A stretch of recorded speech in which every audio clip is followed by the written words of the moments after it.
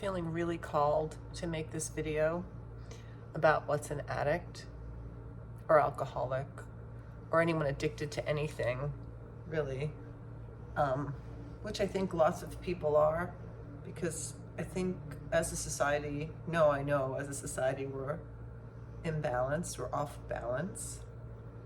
I believe that, and I've said this in other videos, that our bodies need a certain amount of minerals, vitamins, amino acids, and too much of certain ones like arsenic, lead, uranium cause big problems. And these things happen more frequently than we realize. And yeah.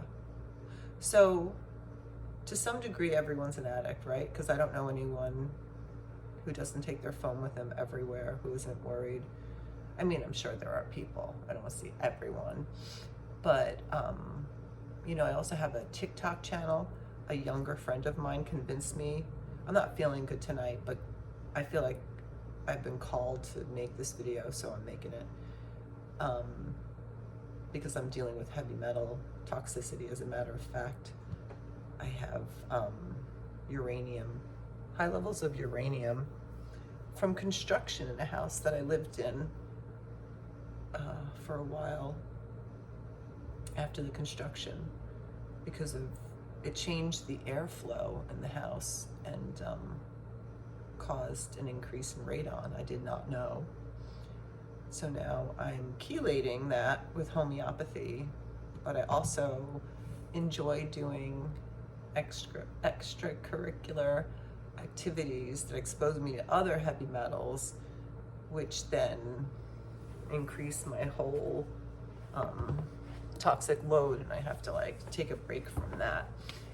And so I did want to talk about what makes people really be addicts. Bill Wilson, who started AA 12 steps, or created it from his God moment and his purpose, says in the literature as well, that it's an allergy of the body. And if you go to intensive outpatient or you go to a rehab, most places, or at least they did for me 22 years ago, explain that there's something different about my genetic makeup, and that I'm going to add this part, I'm not able to detox like someone else might be able to. Not that it would be easy to detox from uranium, that's pretty tough, but something like maybe lead. For me, I get really sick. Like now I'm sick because I was doing something, too much of something recently, and it's backfiring on my toxic load. Because my genetic makeup makes it so that I have methylation problems. And methylation is the pathways where we detox. And it has to do with B vitamins and certain type of B vitamins. It's very particular, so I won't get into all of it, but this makes someone who could be an addict be very sensitive, which comes with its own gifts. Like, I love art, I love producing art, I love to dance, I love to interpret art, and I'm really good at it usually when I'm feeling good. And I can really feel music, feel it where it moves me. And so I think one of the big differences between an addict and a person who does not have addictive tendencies would be this: when someone who does not have addictive tendencies, or not as much, when they put their hand on something, they're putting, or they're feeling with 5 fingers. When I put my hand on something, I'm literally feeling with like 1,000 fingers. So I'm super sensitive. And then the way of the world, pollution, poisons, anything to throw off the body, deficiencies will make me feel worse, give me severe anxiety, depression, which is real, but it's not what we think. It's not coming from our brains. It's coming from this imbalance in the body, and it all goes back to the thyroid. The thyroid has 4 very important essential minerals that I think I've discussed in another video, which is iodine, which you can look at the other video, and sea salt or nat mure, same thing, and chromium and selenium. And these 4 things have to be balanced, or else you will feel like shit. And I feel that the majority of people in the world, let alone the US especially, because there's so many factors going against the thyroid, where it is so imbalanced. I don't believe that emotions and mental illness are actually caused from the brain directly, or chemical imbalance in the brain. I believe it has to do with an imbalance of the body, which affects the blood, affects the building of the body, the releasing of cells, the making of new cells, which it does continuously. And I think there's something to be said about aging, and the fact that aging is not what we're led to believe. That aging actually is not, like, we should not be suffering and dying as early as we do. It's an imbalance of the body. I believe that, I know that the longer you're on this planet, the more imbalance you have. I'm lucky that I got to do a mineral test from my hair, which is very accurate because it's over a period of time. And so I feel like, and that's, the test is doctor's data, it's very good. I feel like my voice is not right because I lost a tooth.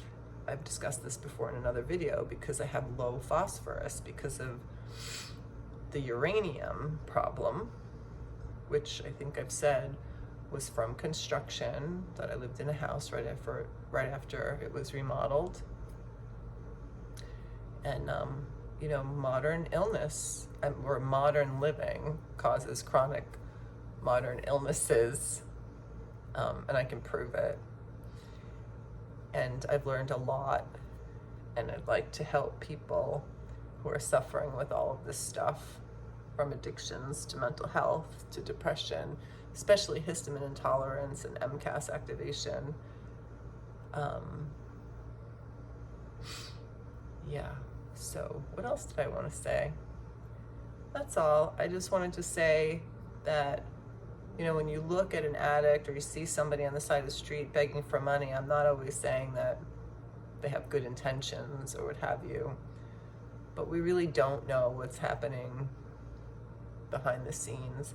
I don't believe I had a choice when I was an alcoholic. I don't believe I have a choice, or I had a choice to stop. There was only one way I could stop, and that was complete surrender to a power greater than myself.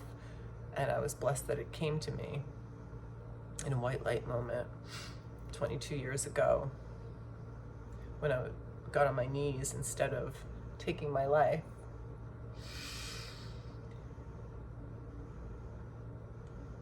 And And since then, I've had like all these other spiritual experiences just from being quiet and being still.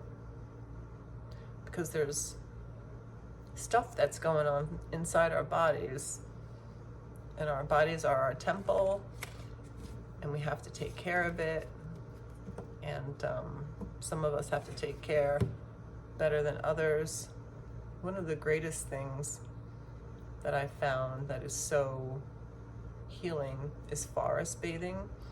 When I was at the height of MCAS for like 5 years, I was just burning and having such extreme anxiety, and so many other things were happening in my life that I had what's called the dark night of the soul.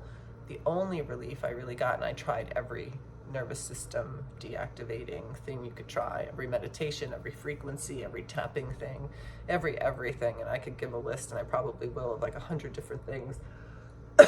And I don't have the flu or anything like that. It's just that I have my levels of heavy metals this week was just too much, and so my nervous system couldn't handle it. And now it's trying to detox it all, and it comes out like flu-like symptoms. And that's the thing too, that, you know, the medical industry will slap a label like flu or something else, or give antibiotics or something. Like, I can't tell you how many times I was offered or told to take antibiotics for like a sore throat when it passes or it comes and goes, because it's just my body trying to expel this shit that is inside of me. And you know, we're all different. So somebody else might have a better balance of their minerals in their body and might have different genetic makeup, where like they're just able to poop all this out, when I've got to like take charcoal pills at night and like hope and take homeopathy, which is saving my life, and hope that it chelates this stuff out sooner than later, because I keep losing weight. I lost 35 pounds 5 years ago, like overnight, and I lost like another 5 pounds last week, and it's concerning, and